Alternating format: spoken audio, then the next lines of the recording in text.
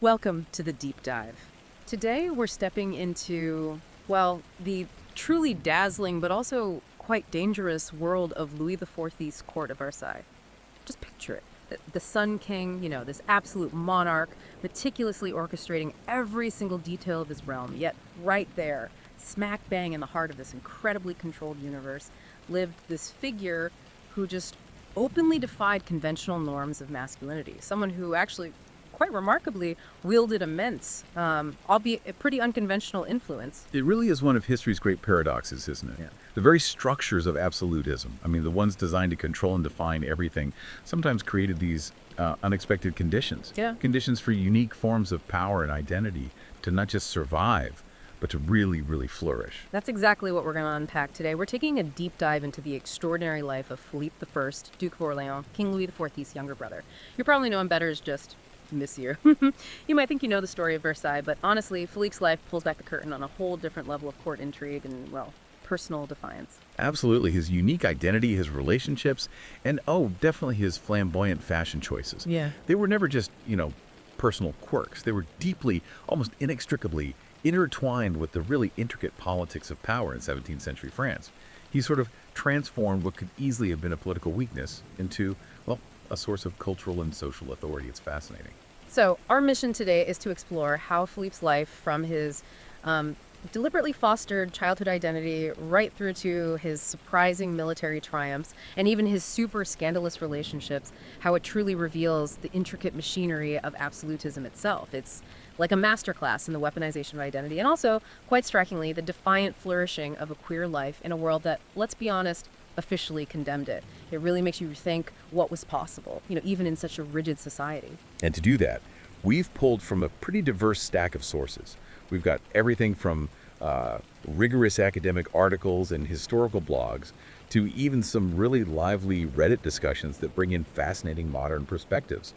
This broad approach lets us see how newer lenses, particularly those found in what we call queer history, can uncover details that maybe traditional narratives overlooked or sometimes actively erased. It really enriches our understanding, makes the past feel much more vibrant. Okay, let's dive right into the political context here. Why was a king's younger brother seen as such a potential threat? It wasn't just some abstract worry, was it? There was real painful history for the French monarchy, especially for Louis XIII. You've hit on a critical point there. The spare heir problem. Well, it was kind of a recurring nightmare for royal dynasties all over Europe, and France was definitely no exception. While, the king's younger brother was essential for dynastic succession if the king didn't produce an heir, he also represented this potential rallying point, for disgruntled nobles or ambitious factions. Basically, he could become a rival center of power, like an alternative sun in the royal sky. And the most immediate and certainly painful example for Louis XIV was his own uncle Gaston, Duke of Orléans. Le Grand Monsieur, they called him. And his history was just absolutely riddled with treason, conspiracy, even outright rebellion against the crown. Exactly. Gaston's actions actively fueled those devastating civil wars, the Fronde, between 1648 and 1653. Those were incredibly destabilizing for the monarchy right when Louis XIV was coming of age. So when Louis took the throne as a very young king, his formidable mother, Queen Anne of Austria, and her very astute chief minister, Cardinal Mazarin, they were absolutely determined to stop history repeating itself with Philippe, who, because of Gaston, became known as Le Petit Monsieur. Right, Le Petit Monsieur. So, faced with this spare heir problem, what did they actually do about Philippe? It sounds like it went way beyond just limiting his political power. Like they really wanted to fundamentally reshape him. They did, and it was quite extraordinary, really. Their strategy was to deliberately steer Philippe away from traditionally masculine stuff, war, politics, hunting, and push him towards the feminine sphere. It was, as some sources describe it, a remarkable and sustained act of political engineering, aimed right at his identity from the very beginning. From his earliest years, Queen Anne reportedly referred to him openly as "my little girl." My little girl. Wow. Can you imagine? Your own mother, the Queen of France, calling you that as a political strategy. How exactly did they implement this? What did it look like day to day? Well, she actively encouraged him to wear dresses, play with dolls, immerse himself in traditionally feminine pursuits. His cousin, La Grande Mademoiselle, who was a very sharp observer at court, she even recalled finding him at the Louvre dressed as a girl with blonde hair. And it wasn't just about clothes and toys either. This feminization, it extended right into his education. How so? Was it really different from Louis's education? Oh, completely different. While Louis XIV got this rigorous training in statecraft, history, the arts of kingship, everything designed to make him an effective ruler, Philippe's education in those areas was, well, comparatively neglected. The emphasis for him was more on what one courtier rather dismissively called idle amusements. Idle amusements. What kind of idle amusements are we talking about for a royal prince? Sounds a bit vague. He was encouraged to spend his time with women, learning how to dress them, do their hair, engaging courtly gossip, basically stuff seen as harmless and, crucially, unkingly. The whole goal was to cultivate this effeminate nature in him. So the idea, basically, according to the court historian Saint Simon anyway, was to produce a prince who'd be soft of mind and body. Someone who would impose any challenge whatsoever to Louis XIV's absolute authority. That's a very clear, if kind of chilling, objective. And what's truly fascinating, maybe even a bit unsettling, is that his later open homosexuality wasn't just accepted. It was actually seen by some, like his mother, as a welcome, if unorthodox, outcome of this whole strategy. Rather than being a problem, it was viewed as a further guarantee against political ambition. I mean, a prince preoccupied with his male favorites, his mignon, was thought less likely to plot for the throne or rally nobles against the king. His mother was apparently ecstatic about it, seeing it as proof he'd never challenged Louis. Wow, so his very identity, his queerness, which made him such a figure of fascination and scandal, wasn't just tolerated, but actively engineered as a political tool. The space for him to live as an openly gay man in, let's face it, one of Europe's most strictly Catholic monarchies, it wasn't carved out by any modern sense of tolerance, but by this really unique and, frankly, cynical political strategy designed to keep him in his place. That's a powerful example of how the machinery of absolutism could just twist personal identity. It absolutely is. Yeah, it really highlights how power dynamics can warp personal identity into a political tool, sometimes with totally unexpected long-term consequences. Now, here's where it gets really interesting, though, because Philippe didn't just passively accept this effeminate role they gave him. He took that political cage, right, that persona imposed on him, and he didn't just live in it, he transformed it. He magnified it into this spectacular performance of selfhood. If you couldn't compete for political power, okay, fine. He was going to compete for aesthetic dominance instead. And his main weapon in that aesthetic battle, fashion. Absolutely. His personal style was, by all accounts, just a masterclass in extravagance and a flagrant defiance of conventional masculinity. He wasn't just following trends, he was making them in a way that really pushed boundaries. You find these vivid details in so many sources. The Duke of Saint-Simon described him as covered in rings, bracelets, and precious stones everywhere, with a long wig and ribbons wherever he could put them, reeking of every kind of perfume. Wow. And he wasn't shy about applying rouge and beauty spots either. It sounds like just a total explosion of color and scent walking through the halls. He was known as a great fan of effeminate clothing and extravagant outfits, which, for a man of his rank, was truly remarkable. And like you said, this wasn't just some youthful phase he grew out of. No, he continued the cross-dressing from his childhood right into adulthood. He'd frequently show up at court balls and private parties dressed as a woman. This act of public gender transgression that was, well, both shocking to some, but also completely characteristic of him. So he took this imposed identity and basically turned it into his grand stage. He couldn't be a political threat, okay, but he certainly made himself impossible to ignore. In that highly theatrical world of Versailles, where appearance was substance and spectacle was like the language of power, Philippe's sartorial splendor gave him this potent form of cultural capital. He wasn't just dressing up, he was making a very deliberate statement about his presence and his influence. And Louis XIV, who, personally cultivated a much more severe, more martial image, and who reportedly disliked all that foppishness in men, he still tolerated it in Philippe. And this was likely a pragmatic calculation on Louis's part. Philippe's embrace of what were seen as weaker feminine qualities actually served to heighten Louis's own virile, kingly image by contrast. It essentially made Louis look even more masculine, more powerful, solidified his role as the Sun King. But Philippe didn't stop at just his personal style, did he? He extended this aesthetic rivalry to his own domains. He set up this parallel court culture centered at his amazing residences, the Palais Royal in Paris, and the Château de Saint-Cloud outside the city. They weren't just houses, were they? Oh no, they were grand statements, absolutely. He poured huge amounts of his wealth into making them showcases of art and design that could genuinely stand alongside Versailles in splendor. He commissioned the greatest artists of the age, Pierre Mignard, for his ceilings, the legendary André Lenotre, Louis's own gardener, to design his gardens. It was this direct, if maybe unspoken, challenge to the king's own artistic supremacy. And these estates became centers of this vibrant social life, quite distinct from the more rigid etiquette at Versailles. His patronage also had this lasting impact on French culture, way beyond just decorating his homes. He was a key supporter of the playwright Molière, and crucially, he laid the institutional foundations for what became the Comédie Française, France's national theater, still hugely influential today. Through all these acts, he showed this really shrewd understanding of power dynamics. Denied the battlefield of politics, he waged his campaign on the battlefield of culture, using art, architecture, fashion as his armor and his arms. He might have been playing the role of the silliest woman who ever lived, as one contemporary rather cattily put it, but he played it with such mastery, such flair, that he became this social arbiter, a center of gravity in his own right. He built a kingdom of style and influence that was entirely his own creation. Okay, so from the glittering spectacles of Versailles, let's now turn to the private dramas of Philippe's life, which, let's be real, were often just as public and just as theatrical. His open homosexuality, his turbulent marriages, his really tempestuous love affairs. They gave the court an endless source of gossip and, well, consternation. It offers this vivid case study of the collision between private desire and public duty, all played out under the unblinking gaze of the most powerful monarch in Europe. And it's that paradox again, isn't it? The one that needs appreciating. Sodomy was officially a capital crime punishable by burning at the stake in France until 1791. That's quite late. But at the same time, it was a semi-public and tolerated practice among the highest nobility.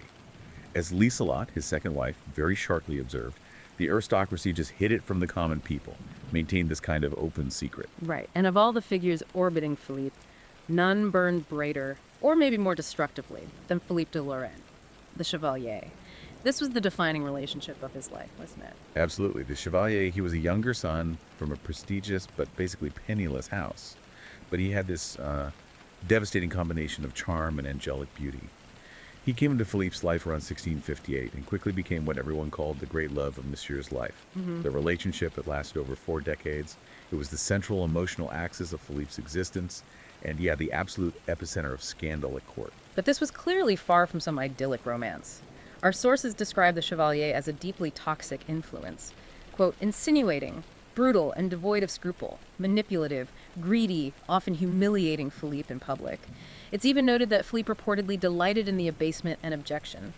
That sounds like a deeply unhealthy, almost codependent dynamic. Must have been difficult for anyone around them. It does sound that way, and it repeatedly blew up into public political crises, largely because the Chevalier's influence over Philippe was just so absolute. His power came entirely from controlling the king's brother. This became totally untenable in 1670 when Philippe's first wife, Henrietta, she urged Louis XIV to finally do something about him. So Louis had the Chevalier arrested and exiled. What was Philippe's reaction? Did he just accept it? Oh, not at all. His reaction was, well, explosive. He wept, he protested, he ultimately withdrew from court completely, refused to do his duties until his lover was returned. This public display of grief and defiance was so profound, so disruptive to the court's carefully choreographed routine, that within a month, a clearly humiliated Louis XIV had to relent. He allowed the Chevalier to come back to his brother's entourage. It was a stunning display of the Chevalier's power, and a really rare instance of Philippe actually forcing his brother's hand. Wow. And then the Chevalier got exiled again later, didn't he? What happened that time? Yes, in 1682, the Chevalier found himself banished once more. This time, it was for allegedly seducing Louis XIV's own illegitimate son, the young Count of Vermandois, and basically inducting him into the court's queer subculture. This was a huge offense, a corruption reaching directly into the king's immediate family, touching on both moral and dynastic anxieties. Big trouble. Now, despite this clearly passionate and all-consuming relationship with the Chevalier, Philippe was still a prince of the blood. Dynastic duty was inescapable, right? He was married twice, both times basically ordered by his brother, to secure the lineage of the House of Orléans. And these marriages, it's important to stress, weren't meant to cure his homosexuality that was pretty much accepted as part of who he was, but simply to produce heirs. Duty called. His first marriage, in 1661, was to his own first cousin, Princess Henrietta of England, known as Minette.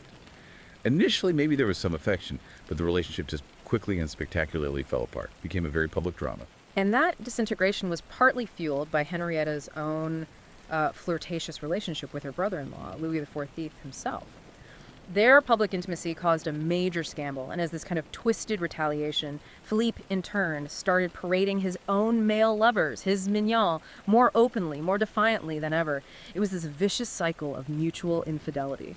Henrietta, not one to be outdone, apparently took one of Philippe's own former lovers, the dashing Comte de Guiche, as her paramour. Talk about a tangled web. It's like a soap opera. And then tragedy struck in 1670. Just months after the Chevalier was controversially brought back from Rome, Henrietta, only 26 years old, died suddenly, and in agony, on her deathbed, she cried out that she'd been poisoned. The court was immediately just engulfed by rumors that the Chevalier, maybe with Philippe's knowledge or even participation, had taken his revenge. But a swift autopsy, our sources tell us, concluded she died of a severe internal infection, probably a ruptured ulcer, peritonitis. Still, that suspicion of foul play, it never fully went away, did it? It cast this dark, permanent shadow over both Philippe and his lover, a cloud that just lingered for decades. Determined to get an heir for the Orléans line, Louis XIV quickly arranged a second marriage for his brother in 1671. The bride was a German princess, Elizabeth Charlotte of the Palatinate known as Lieselot, and she was the polar opposite of the delicate Henrietta Plain, robust, famously blunt. Apparently, when Philippe first saw her, he was dismayed, muttering something like, "How will I ever be able to sleep with her?" Ouch. That sounds like a truly unpromising start. Yet, despite that awful first impression, this match somehow evolved into a surprisingly stable and functional partnership. How did that happen? Lieselot was just an incredible pragmatist. She understood her husband's nature, his orientation, and she accepted it with this resigned candor. She wrote in her massive collection of letters that she had no desire to interfere with his passion for his men friends, though she did complain frequently and quite vehemently about the huge sums he spent on them. She worried he'd leave nothing for their children. So it wasn't a love match in the romantic sense, obviously, but it became this remarkably successful partnership, built on mutual respect and this really clear-eyed understanding of their respective roles. They did their dynastic duty, produced 3 children, including a male heir, and after their last trial, they mutually agreed to sleep in separate beds, an arrangement that seemed to suit them both just fine. And Lieselot, she's an absolute treasure for historians. Her thousands of letters written over decades provide this unparalleled, unfiltered window into Versailles, way more candid than any official records. She documented her husband's life, his lovers, the whole pervasive queer subculture of the court with a sharp eye and an even sharper tongue. She confirmed that while the common people were kept in the dark, homosexuality was known, openly discussed among people of quality. And in a final act of loyalty after Philippe died, Lieselot famously burned all the letters he'd received from his male lovers. Determined to protect his memory, stop them falling into the wrong hands of future gossips or moralists. That's a truly remarkable insight into court life and the inner workings of power, and it leads us right into the fascinating, if sometimes pretty shocking, world of what some historians have called the Sodom of Versailles. Philippe III, Duke of Orléans, he was the most visible gay man at the court of the Sun King, but he was far from the only one. He stood at the apex of this complex, thriving queer subculture that flourished in Versailles, operating in, brazen defiance of the kingdom's draconian laws. Which created that profound paradox we mentioned, didn't it? Sodomy was officially a capital crime, punishable by burning. And the law wasn't just symbolic. Men were executed for homosexual acts during the Ancien regime. The last pair burned in Paris was as late as 1750. Yet at court, clearly, a very different set of rules applied. Philippe's circle was certainly the most prominent, but other powerful nobles fostered their own queer communities too, like the highly successful general Louis Joseph, Duc de Vendôme. He was openly homosexual, a known protector of other gay men at court, even boasted about his encounters with men from all social classes. It suggests this vast, if mostly hidden, network. And this subculture wasn't just a collection of individuals. It developed its own social structures and, you could argue, a kind of nascent collective identity. The most extreme example of this was that major scandal around 1682 involving a secret society of young noblemen.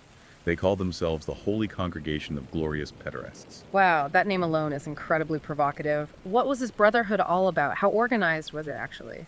Well, it was founded by the Chevalier de Lorraine himself around 1680 to 1682, and its members were truly the crème de la crème of the French court.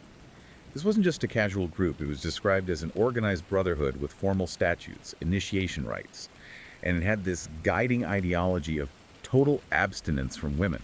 Apparently, candidates for admission had to be visited by the grand priors to guarantee their bodies could support the austerities, Sounds almost like a perverse monastic order, doesn't it? And they even had a badge, a really symbolic one, depicting a man trampling a woman, symbolizing their misogyny and opposition to heterosexual norms.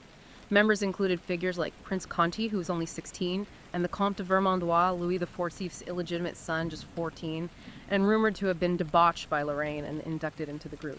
The idea of this reaching into the king's own family must have been absolutely explosive. Indeed.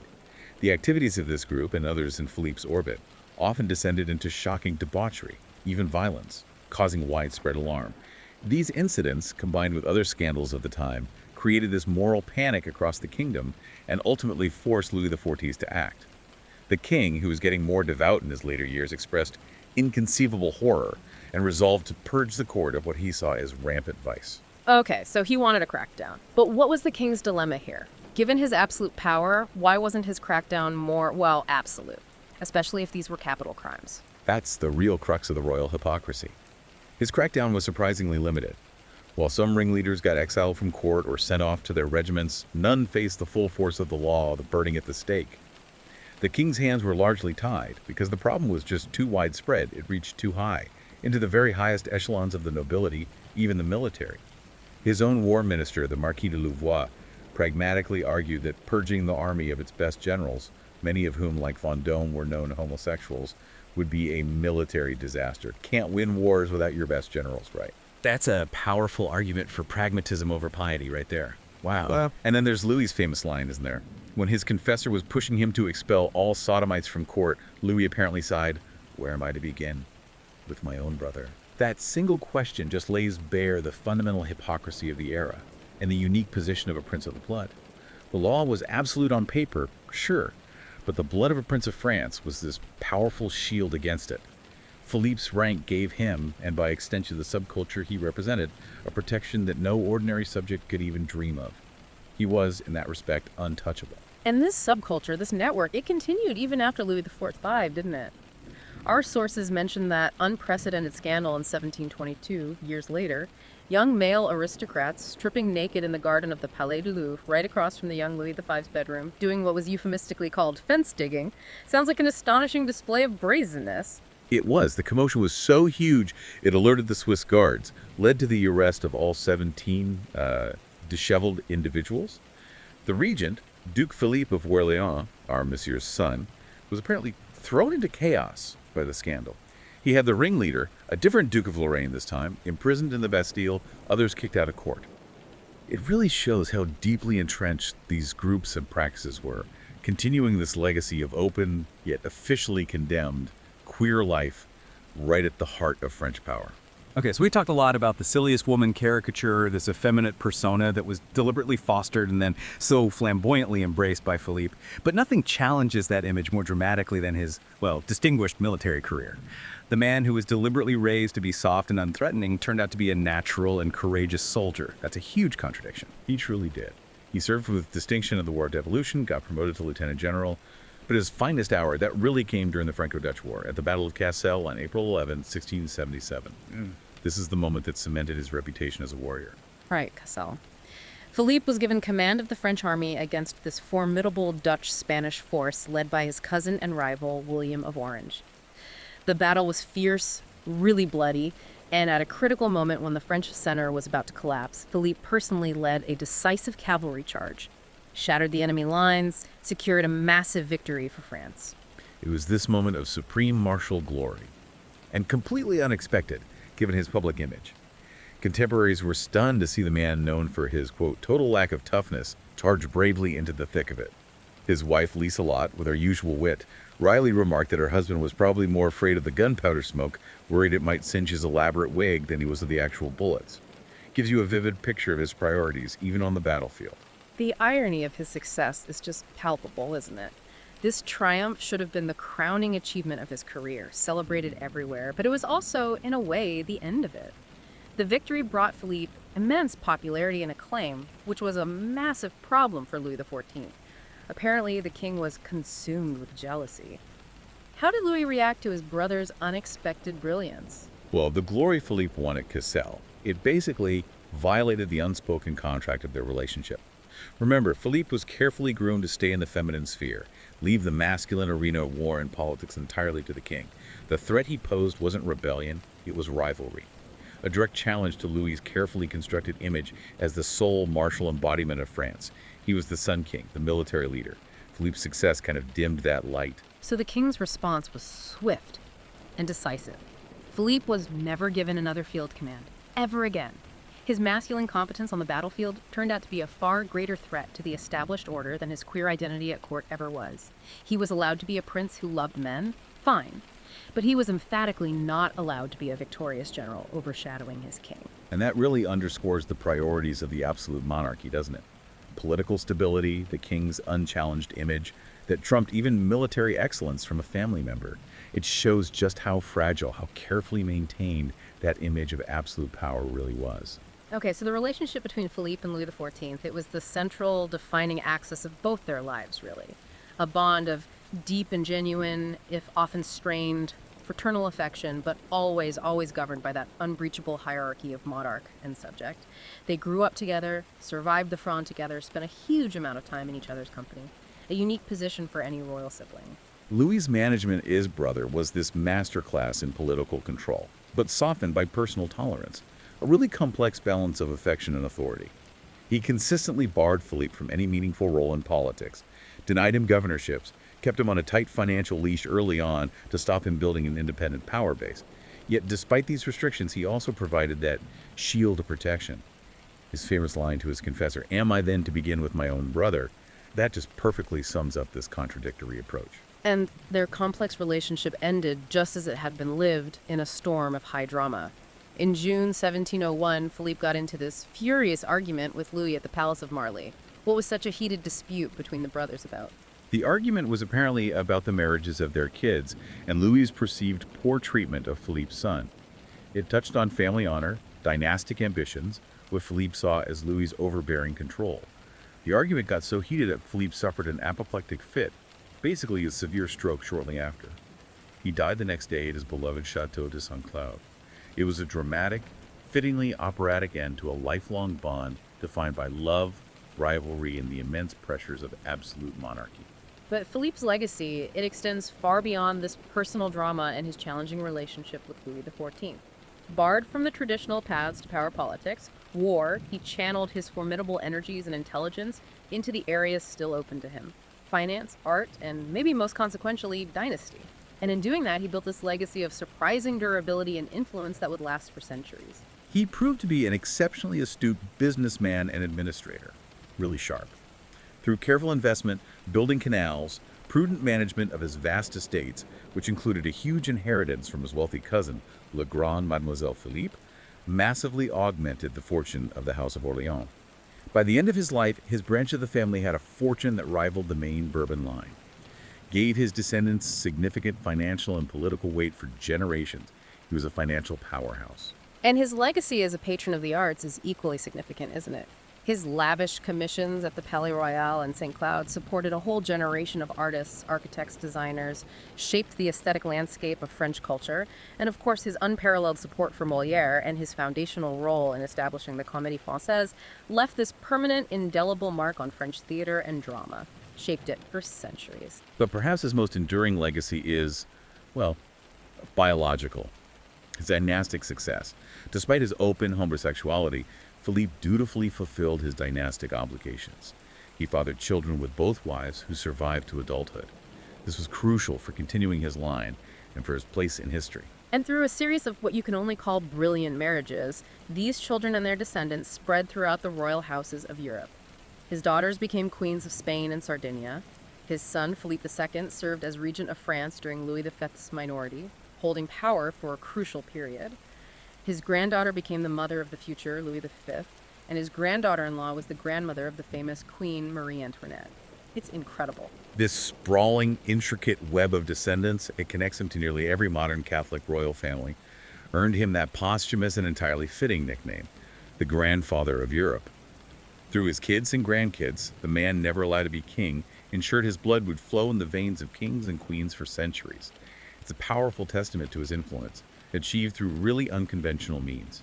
Philippe I, Duke of Orléans, truly emerges from the shadow of his colossal brother, not as some mere footnote, but as this figure of profound complexity, resilience. He was far more than the scandalous original royal drama queen of Versailles, though, let's be honest, he played that part with unmatched flair and audacity. He was a man who navigated the lethal constraints of 17th century absolutism with remarkable, if unconventional, skill. Yeah, that queer identity, the effeminate persona, first imposed on him as a political cage. It ultimately became his grand stage, a platform from which he projected this unique, undeniable form of influence and power. It was a remarkable act of self-definition in a world that tried so hard to define him. Denied the sword and the scepter, the traditional tools of masculine power, he cultivated power through other means. Through culture, making his court a rival to Versailles in splendor and artistic patronage. Through wealth, building a financial empire that would long outlive him. And through spectacle, making himself this unforgettable central presence in a court that prized performance above all else. His life just lays bare the intricate, often brutal, interplay of power, gender, sexuality at the very peak of the French monarchy. The warrior in high heels, the gay patriarch, the political neuter who ironically became the grandfather of Europe, these are the compelling paradoxes that really defined him, I think. In the end, Philippe d'Orléans created a legacy as vibrant, contradictory, and enduring as the Baroque era itself. A testament to a life lived audaciously, outrageously, and entirely on its own terms. This deep dive really shows us that history is rarely as simple as it seems on the surface, doesn't it? What other figures, seemingly confined to these one-dimensional stereotypes, might reveal equally complex and surprising stories if we just allow ourselves to explore history through diverse lenses, and maybe bravely challenge our assumptions about what was truly possible in the past.